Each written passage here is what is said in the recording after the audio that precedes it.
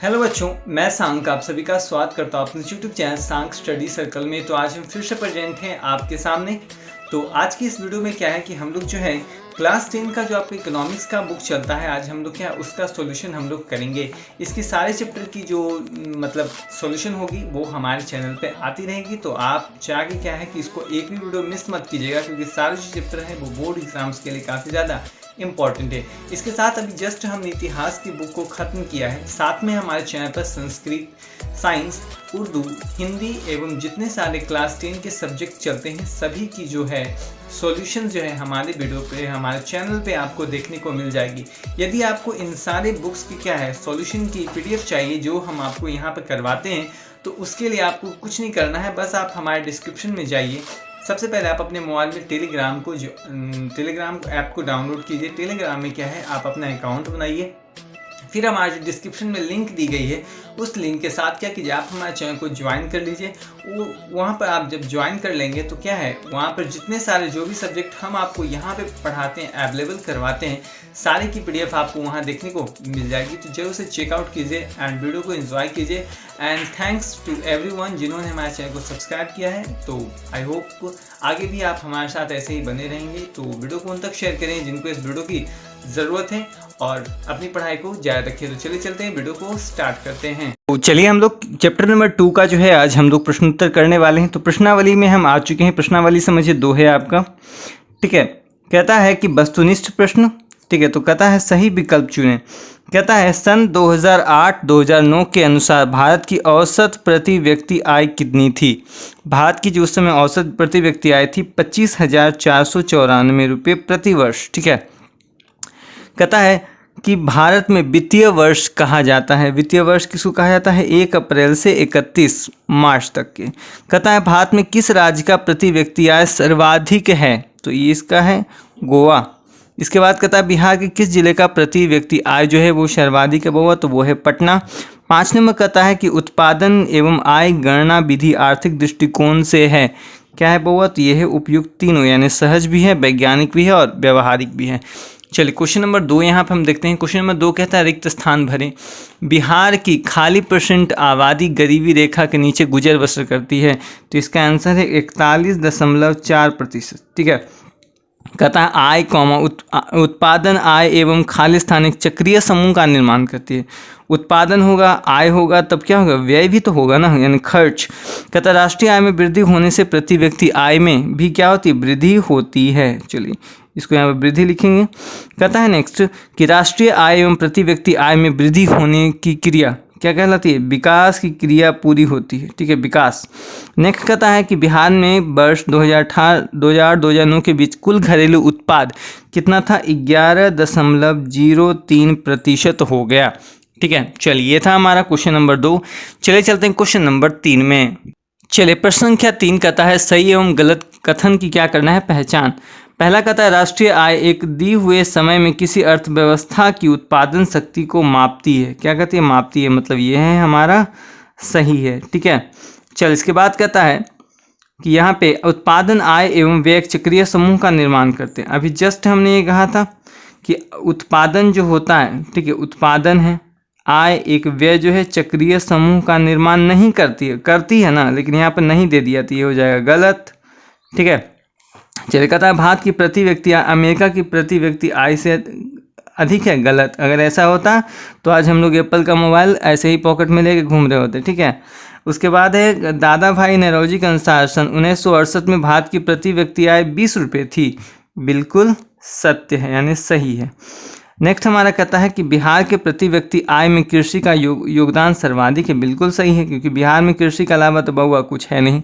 Next हमारा question कहता है कि संक्षिप्त रूप को पूरा करें, यानी यहाँ पे संक्षिप्त रूप इसका लिखना है जिसको फुल फॉर्म भी कहा जाता है इंग्लिश में। तो आइए सबसे इसके बाद है GDP, PCI, NSSO, CSO, GNP, NNP, NIN, EDI, ठीक है। तो ये सारे हैं।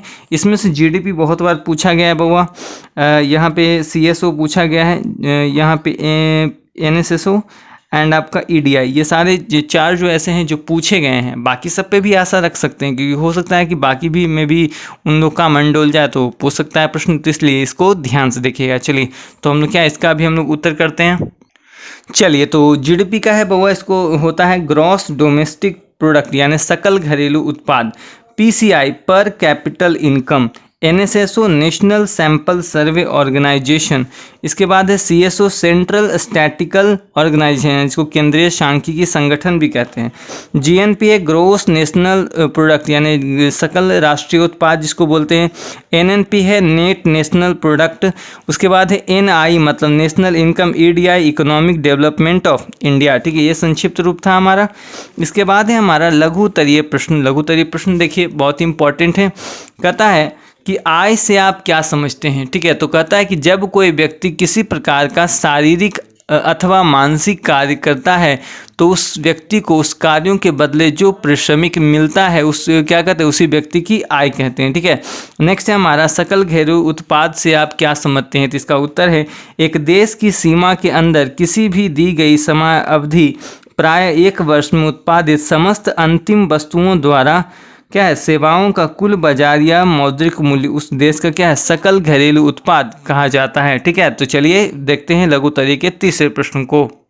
चलिए नेक्स्ट हमारा क्वेश्चन है, कहता है कि प्रति व्यक्ति आय किसे कहते हैं। तो है राष्ट्रीय आय में देश की कुल जनसंख्या से भाग देने पर जो भागफल आता है उसे प्रति व्यक्ति आय कहते हैं, जिसका फॉर्मूला होता है प्रति व्यक्ति आय बराबर राष्ट्रीय आय बटा टोटल जनसंख्या। ठीक है, ये बहुत बार पूछा गया है वो प्रति व्यक्ति आय कैसे। कहता है भारत में सर्वप्रथम राष्ट्रीय आय की गणना कब और किसने की, किसके द्वारा की गई थी। तो कहता है भारत में राष्ट्रीय आय 1868 में दादा भाई नौरोजी द्वारा की गई थी, जिसके कारण क्या है पता चला था कि भारत में प्रति व्यक्ति की आय जो है 20 रुपये थी। उस समय क्या है 20 रुपये का बहुत बड़ा मायने था 1868 में।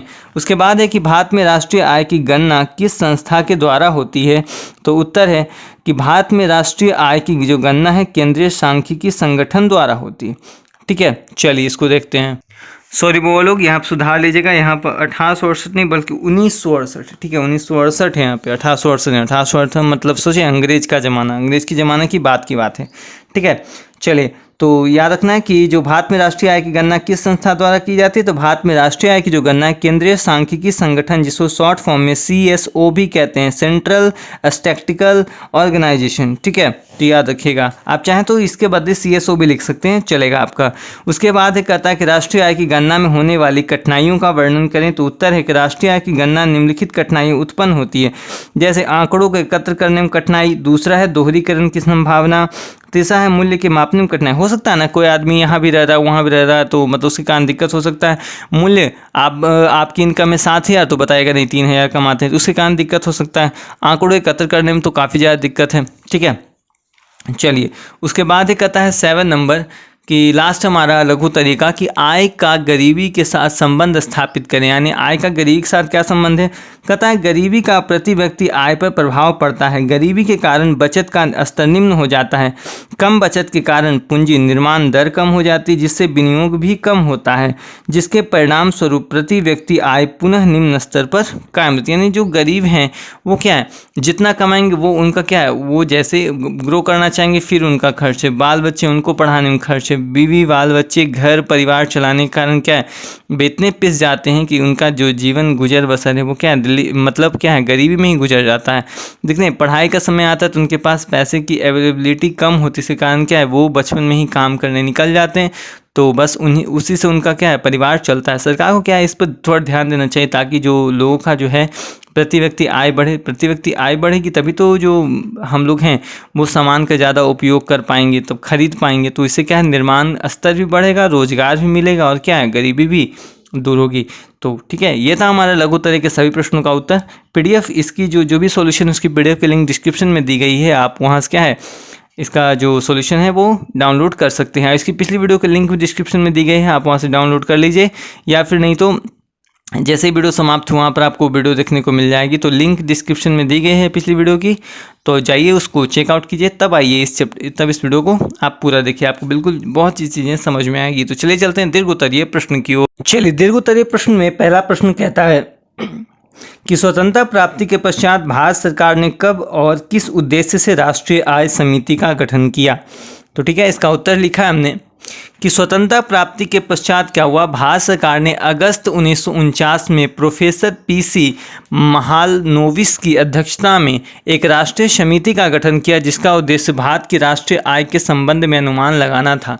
इस समिति ने अप्रैल 1951 में अपनी प्रथम रिपोर्ट प्रस्तुत की। इसने सन 1948 से 49 के लिए देश की कुल राष्ट्रीय आय 8,650 करोड़ रुपए बताई गई तथा प्रति व्यक्ति आय जो है 246 रुपये 90 पैसे बताई गई। सन 1954 के बाद सरकारी आय के आंकड़ों का जो संकलन करने के लिए सरकार ने CSO केंद्रीय सांख्यिकी संगठन यानी सेंट्रल स्टैटिस्टिकल ऑर्गेनाइजेशन की स्थापना की।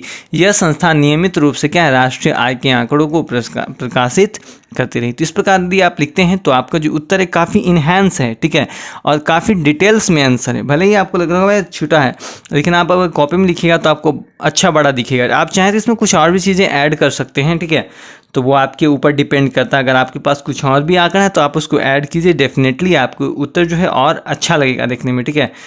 तो चलिए चलते हैं क्वेश्चन नंबर 2 की ओर। चलिए, क्वेश्चन नंबर 2 कहता है कि राष्ट्रीय आय की परिभाषा दें, इसकी गणना की प्रमुख विधि कौन कौन सी। इसका उत्तर है कि राष्ट्रीय आय का जो मतलब किसी देश के एक वर्ष में उत्पादित वस्तुओं एवं सेवाओं के कुल मूल्य से लगाया जाता है। दूसरे शब्दों में कहें तो किसी देश में वर्ष भर में अर्जित आय की कुल मात्रा को राष्ट्रीय आय कहते हैं, ठीक है। आप चाहें तो इसमें और भी कुछ जो भी और अर्थशास्त्री उसका परिभाषा आप जोड़ सकते हैं। तो उसके बाद जो दूसरा प्रश्न कहता है इसकी गणना की प्रमुख विधियां कौन कौन सी है। तो हमने लिखा है कि राष्ट्रीय आय की गणना की प्रमुख विधि है, कौन कौन है। पहली विधि हमने लिखी है कि आय की गणना अनेक प्रकार से की जाती है। चूंकि राष्ट्र के व्यक्तियों की आय उत्पादन के माध्यम से अथवा मौद्रिक आय के माध्यम से प्राप्त होती है, इसलिए इसकी गणना जब उत्पादन के योग के द्वारा की जाती है तब इसे उत्पादन गणना विधि कहते हैं, ठीक है। और चलिए दूसरा पॉइंट हमने लिखा, आप चाहे पॉइंट बाय पॉइंट ही हमने लिखा है कि हम देखते हैं कि उत्पादित की गई वस्तुओं का जो मूल्य होता है विभिन्न परिस्थितियों में व्यक्तियों के द्वारा किए गए प्रयोग से बढ़ जाता है। यानी अगर बाई चांस माल कम है, खरीदने वाले ज़्यादा हैं, तो माल का जो प्राइस होता है वो बढ़ जाता है। जबकि क्या है, देखते हैं कोई भी सामान आप जब खरीदने जाते हैं, चाहे इसी पेन की बात करें तो इसके पैक पे लिखा होता है 7 रुपये, बट मार्केट में मिलता है 5 रुपये। लेकिन यही मार्केट में अवेलेबिलिटी जब इस पेन की कम जाएगी तो यही जो पेन है इसका मूल्य क्या है, 7 रुपये में हमको देगा या 6 रुपये में देगा, तो हो जाता है ना डिफरेंस, अंतर। तो कहता है विभिन्न प्रश्नों व्यक्तियों के द्वारा किए गए प्रयोग से बढ़ जाता है। ऐसी स्थिति में राष्ट्रीय आय की गणना को मूल्य योग विधि कहते हैं। जबकि तीसरा हमने लिखा है कि व्यावसायिक आधार पर की गई गणना को व्यावसायिक गणना कहते हैं। जो व्यवसाय में जो गणना की जाती है यानी राष्ट्रीय आय की, तो उसे हम लोग क्या व्यावसायिक गणना कहते हैं। तो ठीक है, ये प्रश्न था हमारा। तो आई होप वीडियो पसंद आ रहा हो। वीडियो पसंद आ तो प्लीज़ लाइक करें, शेयर करें, नया तो प्लीज़ सब्सक्राइब करना बिल्कुल ना, बिल्कुल फैला दें इसको, जहाँ भी आए वीडियो जा सकता है। यदि आपके फ्रेंड सर्कल में कोई 10th की एग्ज़ाम देने वाले हैं तो उनके लिए तो क्या है, काफ़ी ज़्यादा रामबाण साबित होगा ये हमारी वीडियो। तो चलिए चलते हैं, देखते हैं नेक्स्ट क्वेश्चन को। तीसरा प्रश्न हमारा कहता है कि प्रति व्यक्ति आय एवं राष्ट्रीय आय में अंतर स्पष्ट। इसका उत्तर लिखा है कि प्रति व्यक्ति आय एवं राष्ट्रीय आय में अंतर जो है निम्न है। अंतर क्या है, निम्नलिखित है, यहाँ पर छूट गया था। तो हमने लिखा है राष्ट्रीय आय में देश की कुल जनसंख्या से भाग देने पर जो भागफल आता है उसे प्रति व्यक्ति आय कहते हैं। जबकि राष्ट्रीय आय का मतलब होता है देश में एक वर्ष में उत्पादित वस्तु एवं सेवाओं के मूल्य से लगाया जाता है, या इसको दूसरे वर्ड में कहें तो वर्ष भर में अर्जित किसी देश की आय को क्या है, राष्ट्रीय आय कहते हैं। बहुत ही सिंपल क्वेश्चन था, बहुत ही छोटा था, लेकिन दीर्घ उत्तरीय में पूछ दिया। दीर्घ उत्तरीय का प्रश्न तो हो नहीं सकता।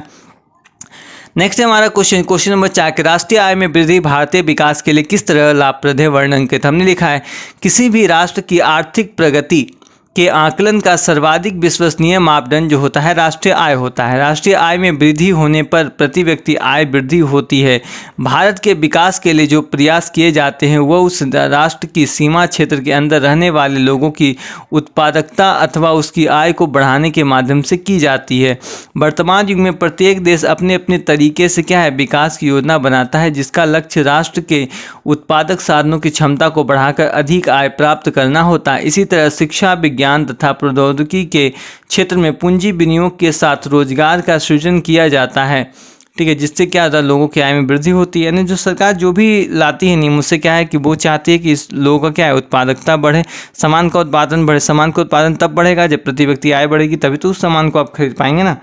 कहता है वास्तव में राष्ट्रीय आय में वृद्धि तब होगा तभी तो भारत का समुचित विकास होगा। ये हमने लिखा है के साथ ही क्या होगा कि हम जो है विकसित देश की श्रेणी में आ सकते, क्योंकि हम जो हैं अभी विकासशील देश हैं की श्रेणी में आते हैं, जबकि अमेरिका है, जापान है, चाइना है, ये सब विकसित देशों की श्रेणी में आते हैं। तो भारत को अगर ऊपर ले जाना है तो हमें क्या है, प्रति व्यक्ति आय को बढ़ाना पड़ेगा। ठीक है, तो ये था हमारा क्वेश्चन नंबर 4। चलिए चलते हैं क्वेश्चन नंबर 5 में।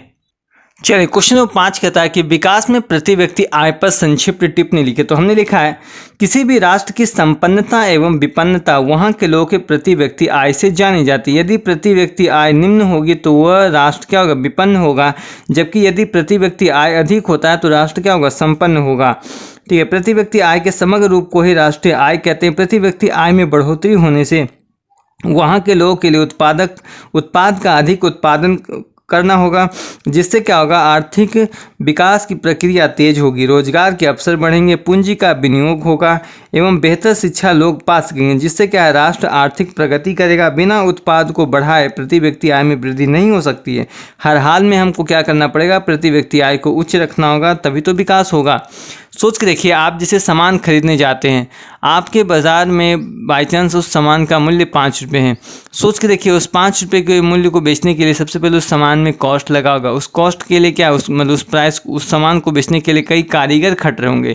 यदि कंपनी का उत्पादन ज़्यादा हो जाए तो क्या है, ज़्यादा कारीगरों को नौकरी मिलेगी, लेकिन क्या है, यदि बिक्री कम जाएगी तो क्या है, सामान भी आना कम हो जाएगा, क्योंकि उत्पादन ही नहीं तो भाई ज़्यादा लोगों को रोजगार कैसे मिलेगा। तो यदि प्रति व्यक्ति आय बढ़ जाए तो क्या लोग ज़्यादा फैक्ट्री को जरूरत पड़ेगी कामगारों की, जिससे रोजगार मिलेगा। या रोजगार मिलेगा तो लोगों का जो पलायन होता है वो एक दूसरे जगहों से रुक जाएगा। यदि सब ये बिहार में ही देखा जाए तो बिहार में क्या है, सरकार बहुत सारी फैक्ट्रियां लगा दे, तो क्या यहाँ के मजदूर जो हैं दिल्ली, बम्बई, सूरत कमाने के लिए जाएंगे? क्या पलायन होगा? बिल्कुल नहीं होगा, क्योंकि कोई भी व्यक्ति चाहता है कि घर में बैठ के घर से क्या के छोटा मोटा रोजगार करें। ठीक है, तो ये था हमारा क्वेश्चन नंबर 5। क्वेश्चन नंबर 6 का प्रश्न यदि आप देखें तो question number 5 and question number 6 का उत्तर आप बिल्कुल सेम लिख सकते हैं। आपका बिल्कुल भी उत्तर क्या है, गलत नहीं जाएगा, लेकिन फिर भी इसका उत्तर हमने थोड़ा सा डिफरेंस लिखा है। कहता है, क्या प्रति व्यक्ति आय में वृद्धि राष्ट्रीय आय को प्रभावित करती है? तो वही वाला है उत्तर है कि प्रति व्यक्ति आय में वृद्धि से क्या होता है, राष्ट्रीय आय में वृद्धि होती है, क्योंकि प्रति व्यक्ति आय क्या संयुक्त रूप से सभी व्यक्तियों की आय के योग को राष्ट्रीय आय कहते हैं। राष्ट्रीय आय एवं प्रति व्यक्ति आय में परिवर्तन होने से इसका प्रभाव लोगों के जीवन स्तर पर पड़ता है। राष्ट्रीय आय वास्तव में देश के अंदर पूरे वर्ष में उत्पादित शुद्ध उत्पत्ति को कहते हैं, लेकिन उत्पत्ति में वृद्धि तभी होगा जब उत्पादन में अधिक श्रमिकों को लगाया जाएगा। इस प्रकार जैसे जैसे अधिक रोजगार मिलेगा, वेतन बढ़ेगा, आय बढ़ेगी तथा उनका जीवन स्तर सुधरेगा, तभी वास्तव में प्रति व्यक्ति आय क्या है, बढ़ेगा। यदि इसी प्रकार क्या है, राष्ट्रीय आय में सूचकांक में वृद्धि हो तो इससे क्या होगा कि आर्थिक विकास में क्या है, अवश्य ही वृद्धि होगा। तभी क्या है, उसके बाद आप लिख सकते हैं, तभी क्या होगा, हमारे राष्ट्रीय आय क्या होंगे, हमारे राष्ट्रीय आय में वृद्धि होगा। आप चाहें तो कुछ और भी अगर आपके फैक्ट हैं तो आप इसमें जोड़ सकते हैं। और चलिए, तो आज का हम एम लगते हैं, यानी लाइक का जो एम हमने रखा है 200, तो इसको जल्दी जल्दी अचीव कीजिए। वीडियो को फैलाइए। अगर वीडियो पसंद आए तो प्लीज़ लाइक करें, और इसकी जो सॉल्यूशन की PDF है उसके लिंक डिस्क्रिप्शन में दी गई है, या आप हमारे Telegram channel Shashank study circle class 10 पर जाकर क्या है, सारे सब्जेक्ट के नोट्स आप डाउनलोड कर सकते हैं। तो मिलते हैं नेक्स्ट वीडियो में, तब तक के लिए धन्यवाद। और पिछली वीडियो के लिंक डिस्क्रिप्शन में है, तो मिलते हैं नेक्स्ट वीडियो में, तब तक के लिए धन्यवाद। जय हिंद।